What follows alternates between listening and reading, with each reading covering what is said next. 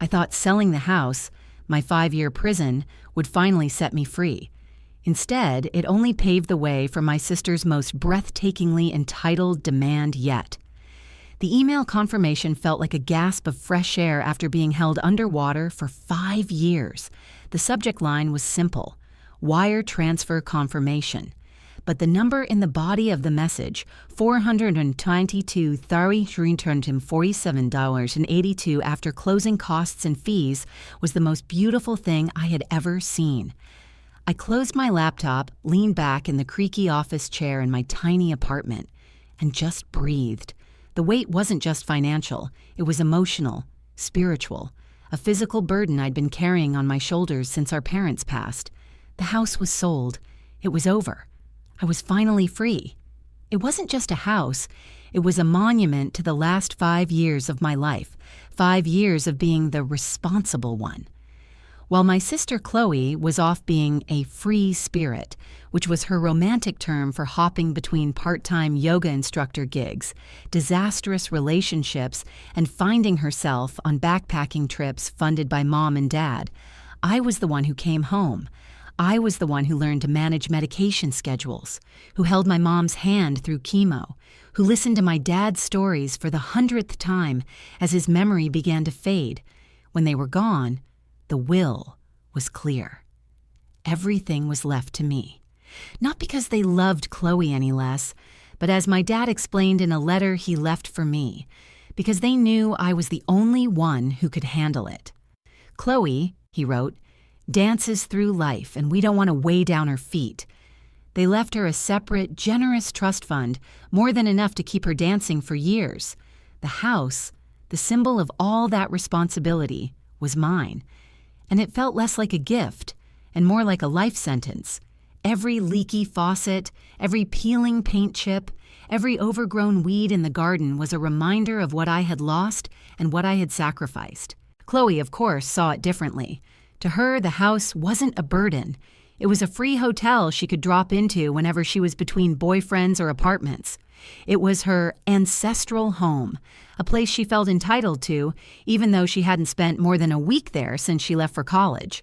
Last year, she'd floated the idea of me taking out a second mortgage so she could fund a once-in-a-lifetime wellness retreat startup. When I gently explained that the property taxes were already bleeding me dry, she'd pouted for a month and told all our relatives that I was hoarding the family wealth. So selling it was an act of self-preservation. I'd spent 6 weeks clearing it out, an archaeological dig through my own grief. I packed away photos, donated furniture, and cried over my mom's collection of teacups. The day the new owners, a sweet young couple with a baby on the way, signed the final papers, I didn't feel a shred of sadness, only a profound, earth-shattering relief. I had my own life to build now, and that $500,000 was the foundation. My phone buzzed on the table, pulling me from my reverie. It was a group text from my mom's sister, my Aunt Carol. Family dinner tonight at the Olive Branch to celebrate Chloe's big news. 7 p.m., be there. My stomach immediately twisted into a knot. Chloe's big news was never just news. It was a prelude to a demand. It was a new boyfriend she wanted us to co-sign an apartment for. It was a new business venture she needed seed money for. It was always something. I thought about saying I was sick, that I had to work late, anything. But I knew that would just delay the inevitable and lead to a dozen guilt-tripping phone calls. Fine. I'd go, smile, and get it over with. Maybe, just maybe, this would be the perfect time to drop my own little news bomb.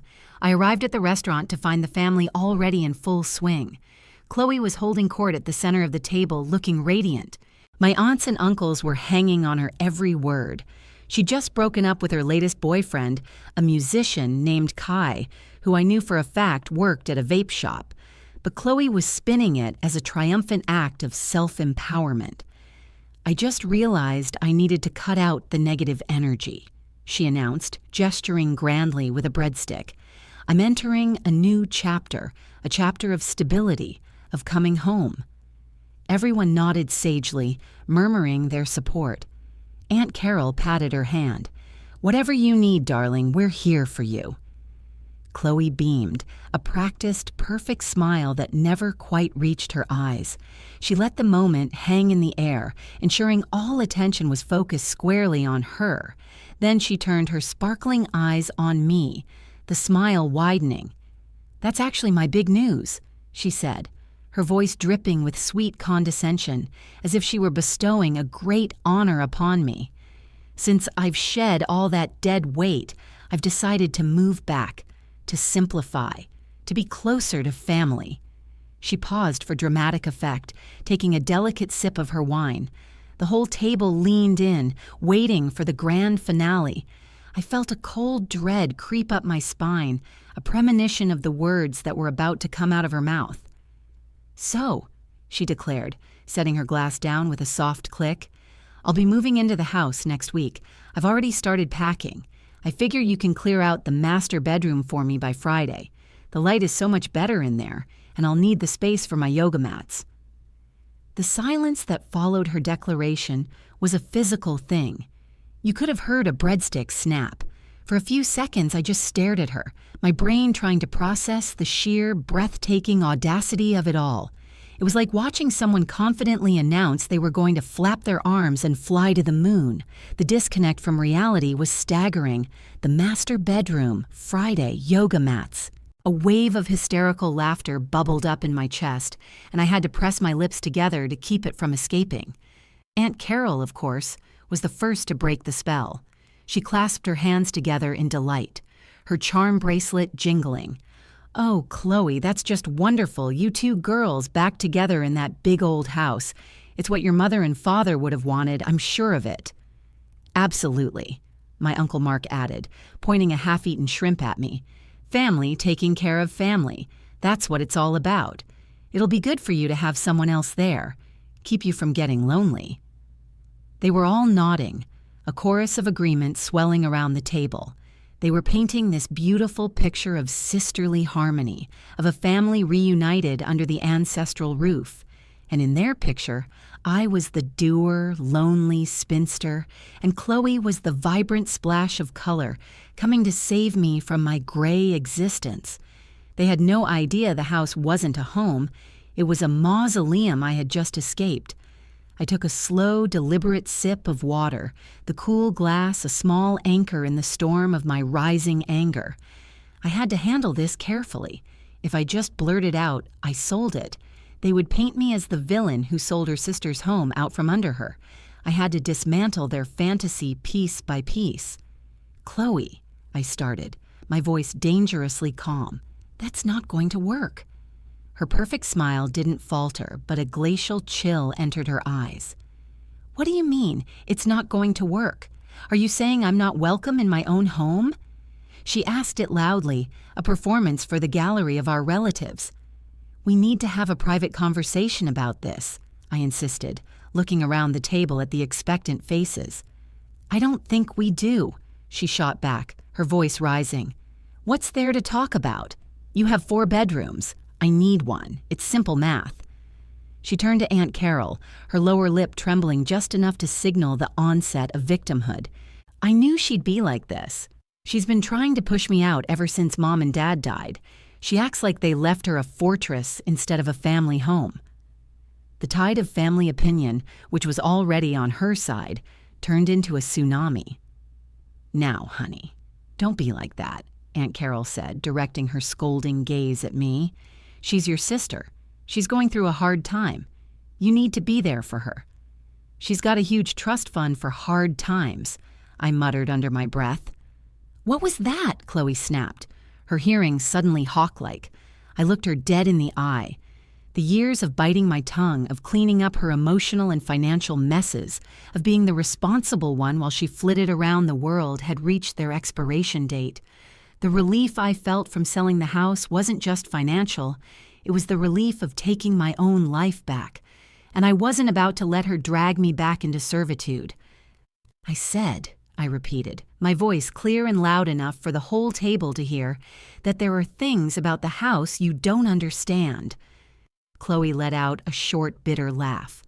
"Oh, I understand perfectly. You got the house and I got some money that you think gives you the right to lord it over me forever. You've been punishing me with it for years." That was it.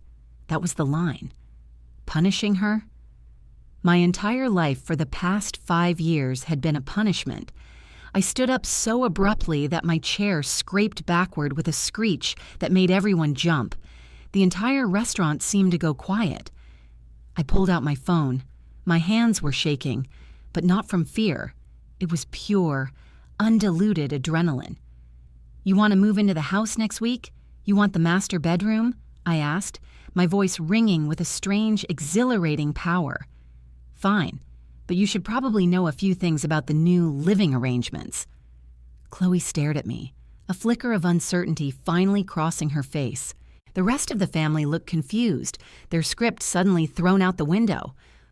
"What are you talking about?" she asked, her bravado starting to crack. My phone buzzed in my hand with a notification. It was a text message, a picture message to be precise. The timing was so perfect, it felt like divine intervention. "I'm talking about your new housemates," I said, turning the phone around and holding it up for the entire table to see. The screen glowed with a photo sent just moments ago from my real estate agent. It showed a young, beaming couple standing in the completely empty living room of the house.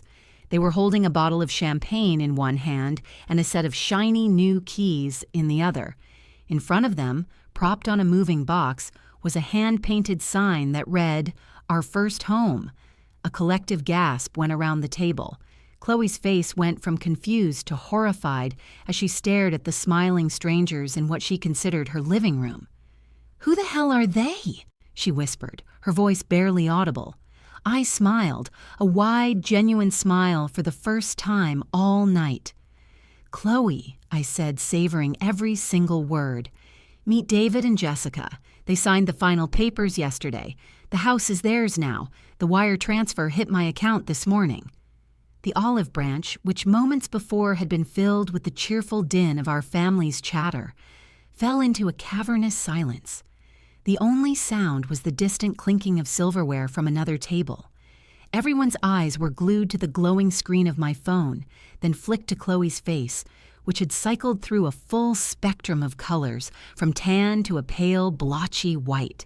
Her mouth opened and closed a few times, like a fish gasping for air, but no words came out. Aunt Carol was the first to find her voice, though it was a strangled, disbelieving squeak. You sold it? You sold the family home?" The accusation in her tone was thick enough to cut with a butter knife. She said family home, as if it were a sacred temple, not a drafty 4-bedroom colonial with plumbing from the Nixon era. "It was my home, Aunt Carol," I replied, my voice steady. I finally lowered my phone and slipped it back into my purse. The power had shifted so completely, it was almost dizzying. Mine to maintain, mine to pay taxes on, and mine to sell. "But without telling us?" Uncle Mark sputtered, looking scandalized. "Something that big, a decision like that, that's a family discussion." "Is it?" I challenged, arching an eyebrow. "Was it a family discussion when I had to take a leave of absence from my job to take care of Mom? Was it a family discussion when I spent my weekends fixing the leaky roof instead of having a social life? Was it a family discussion every time I had to pay the bills that kept the lights on in that house?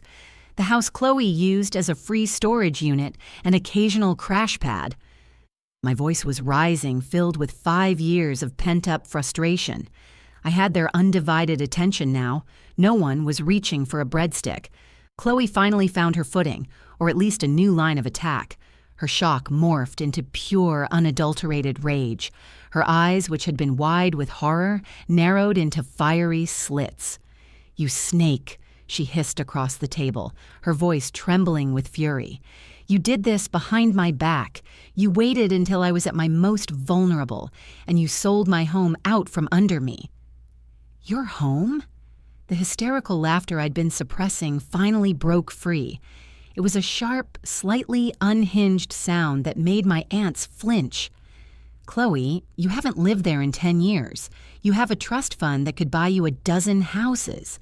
The only thing you cared about was the idea of the house, the safety net you could use and abuse whenever you felt like it. You never once offered to help.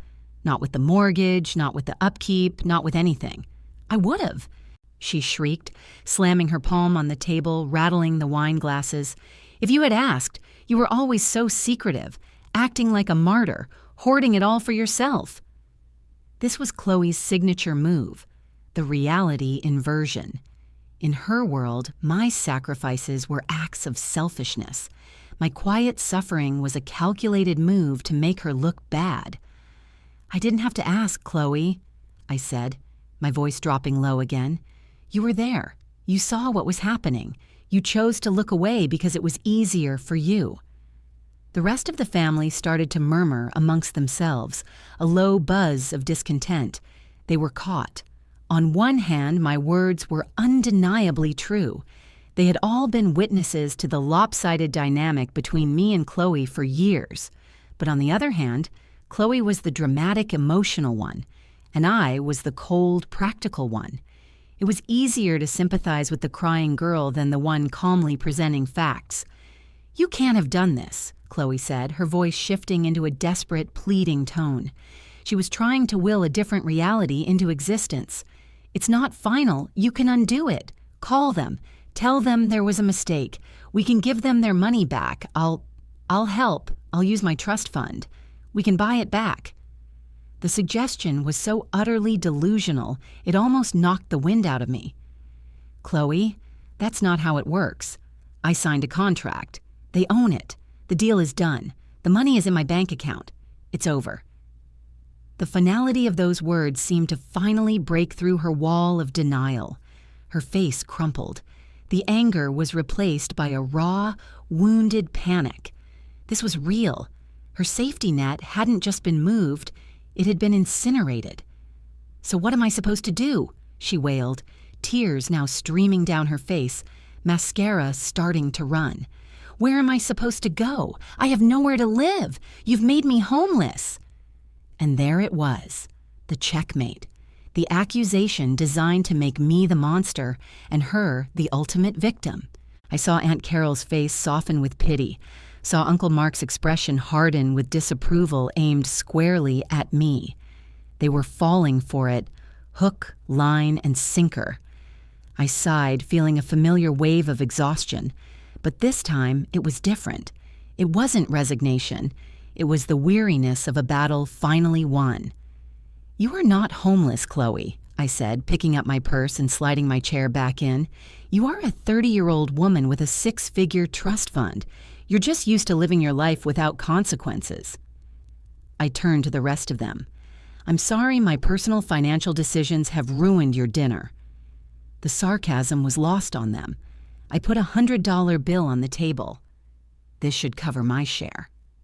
I started to walk away, the sound of my heels clicking on the tile floor. I could feel all their eyes on my back. I almost made it to the door. You're not getting away with this, Chloe screamed after me, her voice raw and hysterical. The entire restaurant was staring at our table now. You think you can just take everything and walk away? That money isn't just yours. Half of that is mine. Morally, it's mine. That house was half my inheritance, and I'm going to get my share. I stopped, my hand on the cool brass of the restaurant door. I turned back slowly, a cold, hard thought solidifying in my mind. She wanted to talk about what was morally hers? Fine, let's talk about it. You want your share, Chloe? I called back across the restaurant, my voice echoing in the sudden hush. You really want to go down that road and calculate what everyone is owed? She just sobbed, a mess of tears and rage. Aunt Carol was trying to comfort her, shooting daggers at me with her eyes. Okay then, I said, a grim resolve settling over me. Don't worry, I've been keeping records, very detailed records, for the last 5 years. I pulled out my phone again, my thumb hovering over my contacts. In fact, I announced to the room at large, I think it's time we all had a chat with the executor of our parents' estate. I'm sure he'd be very interested to see the itemized list of expenses I have prepared, the expenses for the upkeep of the family home. Let's see. There's the new roof, the property taxes, the emergency plumbing bills.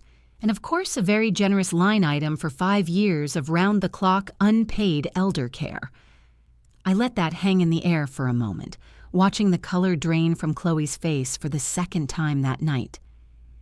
When we subtract all of that from the proceeds of the sale, I continued, my voice like ice, I wonder how much of your moral inheritance will actually be left. I found the number I was looking for and held up my phone. I'm calling him right now.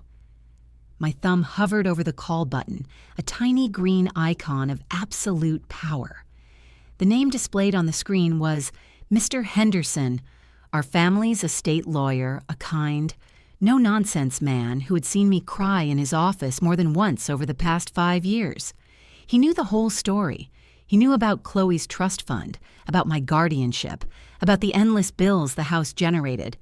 Calling him wasn't an empty threat. It was the nuclear option. The air in the restaurant was thick with unspoken calculations. I could practically see the gears turning in my relatives' heads. They had always operated on the currency of emotion and obligation, a system Chloe expertly manipulated. I had just introduced hard numbers and legal consequences into the equation, and it completely short-circuited them. Chloe stared at my phone, her sobs catching in her throat. The performance was over. The tears were real now, but they weren't tears of grief or righteous anger. They were tears of pure, unadulterated panic. She knew what those records contained. She knew about the times I had to bail her out of credit card debt using money I'd earmarked for the property taxes. She knew about the loans she never paid back. She knew that a formal accounting would not just leave her with nothing from the sale, it would expose her as a financial parasite for the last decade. It would shatter the carefully constructed image of the free-spirited artist and reveal the entitled freeloader underneath. "Don't," she whispered, the word barely audible. "Please, don't call him." Aunt Carol, who had been stroking Chloe's back, froze. Her expression shifted from pity to confusion. If Chloe was the wronged party, why was she so terrified of the lawyer getting involved? The cracks in Chloe's victim narrative were beginning to show, and even her most ardent supporters couldn't ignore them. I held her gaze for a long moment, letting the silence stretch. I didn't want to humiliate her, not really. I just wanted it to be over. I wanted her to understand, for once in her life, that actions have consequences, that my life wasn't a resource for her to plunder. Slowly, deliberately, I lowered my phone and clicked the screen off. "Fine," I said, my voice devoid of emotion. "We won't call the lawyer. We won't do an official accounting." A collective sigh of relief went through the family. They thought the crisis was averted, that we could sweep this all under the rug and go back to our dysfunctional normal. They were wrong. Instead, I continued, my eyes locked on Chloe, here's what's going to happen. You are going to stop this, all of it. The drama, the demands, the narrative that you are a victim and I am your keeper. It ends tonight. I walked back to the table, but I didn't sit down. I stood at the head of it, feeling taller than I had in years. The money from the sale is mine. I earned it. Not just because Dad's will said so, but because I poured 5 years of my life, my youth, and my own money into that house and into our parents' care. It is my foundation for a life I'm finally going to build for myself. I looked around at each of my aunts and uncles. And all of you are going to stop enabling her. You think you're helping her, but you're not. You're crippling her. She's a grown woman with more financial security than most people dream of. It's time she learned to stand on her own 2 feet. Finally, I looked back at Chloe. She was looking at her hands, her face streaked with ruined mascara. She looked small and lost. For a flicker of a second, I felt a pang of the old, familiar guilt, the instinct to rush in and fix it for her. I crushed it. That instinct was a poison I was finally purging from my system. "You have your trust fund, Chloe," I said, my voice softer now, not with pity, but with a sense of finality. "It's more than enough to get an apartment, to pay your bills, to fund whatever wellness retreat you dream up next. But my life, my home, and my bank account are no longer your safety net. That door is closed. Do you understand? She gave a tiny, almost imperceptible nod, still refusing to look at me. Good. With that, I turned and walked out of the restaurant for the second time. This time, no one called after me. I stepped out into the cool night air and took a deep breath. It didn't feel triumphant or joyful. It felt quiet. It felt settled, like a fever that had finally broken. The next few weeks were a strange, silent aftermath. I didn't hear from Chloe. I got a few awkward texts from my aunts, full of platitudes about how family is complicated and hoping I was doing okay. I gave them polite, non-committal responses. The dynamic had been fractured, and I knew it would never be the same. That was a good thing. I used a portion of the money for a down payment on a small, modern condo downtown, with huge windows and a balcony that looked out over the city. It was clean and new and held no ghosts. The rest I invested carefully with the help of a financial advisor. For the first time, I had a future that felt like it was truly mine. About a month later, I got a friend request on social media from Jessica M., the woman who had bought the house. I accepted, and a few minutes later, I saw a new post in my feed. It was a picture of the master bedroom, my old bedroom, Chloe's coveted bedroom. It was painted a cheerful, sunny yellow. A beautiful wooden crib stood in the corner where my old dresser used to be. The caption read, "Getting the nursery ready, can't wait to bring our little one home." Staring at that picture, I didn't feel a single pang of regret or loss. All I felt was a profound sense of peace. The house wasn't a family monument anymore, it was just a house. And it was, finally, someone else's home. My home was here, in my sunny little condo, with my future stretching out bright and clear before me. And for the first time in a very long time, I was excited to see what came next.